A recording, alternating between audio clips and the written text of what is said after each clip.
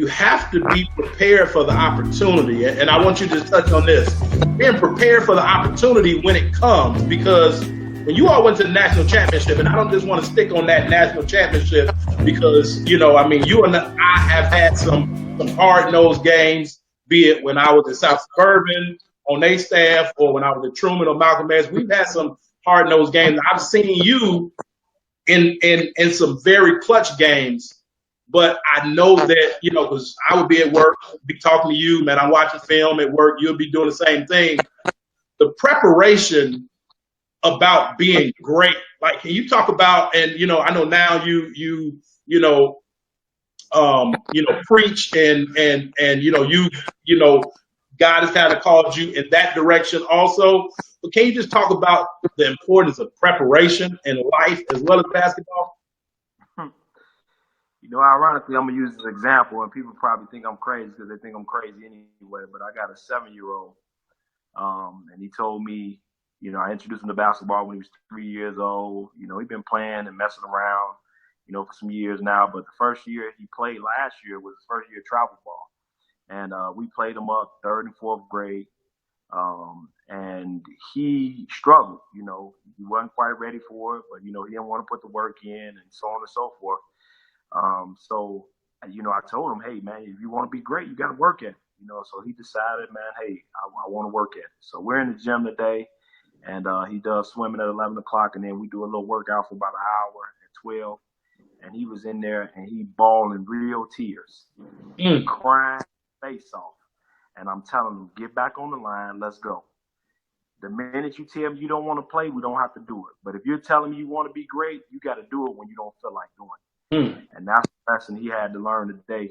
And tears, I had parents walking in and out, and, you know, they probably think I'm crazy. You know, he crying and what? Man, that don't move. That don't move me at all. You got to learn to communicate. You got to learn to use your words to communicate what's going on with you. But we ain't quitting. And I don't care how much you cry. We'll be here all night. And I just think that, you know, relates to our society, period, man. We just give all these kids a bell. We make things easy for them. You were just speaking to those parents and, you know, telling them how great they are. No, you're not great. We got to work at it. We got to get out here and work. Everybody out here doing what you're doing. Everybody playing in these games when ain't nobody watching what you're doing. Right. How great are you? Nobody watch. How many shots you taking when ain't nobody watching? And I'm talking about mom, dad. I'm just everybody. What are you doing behind closed doors? It's all gonna come to the. It's always gonna come to the light. You got to be working. You got to be working at it. When guys out partying, when guys out kicking, you got to be working. And that's something that I think even at 7 he can learn. You know, you can call me crazy all you want to, because I remember doing it to my oldest boy, same thing at St. Calabanis when they played. We travel all the way halfway across the world for you to play basketball and you don't want to play? Oh, no, you're going to play, and you're going to play hard, or we're going to have a problem, period. Yeah. Hey, and I mean, Monty has improved so much, and I think that he's learned from his older brother.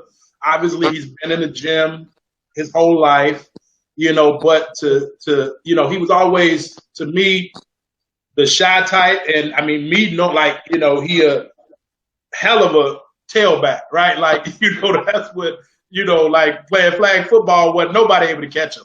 But me just watching what he's doing now, he's improved so much, and that's because he like want to do it. You know, and I tell parents all the time, even with Bless the Ball, you really can't live through your child. You know, you have to, especially young. You know, I don't really, you know, again, you know, we breaking the mold of stereotypes and all that. I don't believe in ranking kids at 7, 8, 5th grade, 6th grade, 7th grade. Like that gets them here. You know, maybe I'm wrong, and I tell any player that has played for me, no, I've never told a player that they were good. Never. I would tell a player that they've done something good. Well, that was nice, but I've never said, man, you cold. Like, until you stop playing for me, I will tell you that. Yeah. But the minute that we get comfortable, that's when game over. You know, and I mean, that's in life. The minute that we get comfortable with where we're at in life, we kind of done for, you know, because and I'm saying that in the picture that I'm getting in my head is when the guy was beating Michael Phelps. And when he looked up, and that still picture that they took, when he got comfortable, but he looked up to see what Michael Phelps was, and Michael Phelps had laser focus. You know what I'm saying? And he like, I'm going past you because in track they always say never look back. You know what I'm saying? Because when you look back, they're gonna catch you.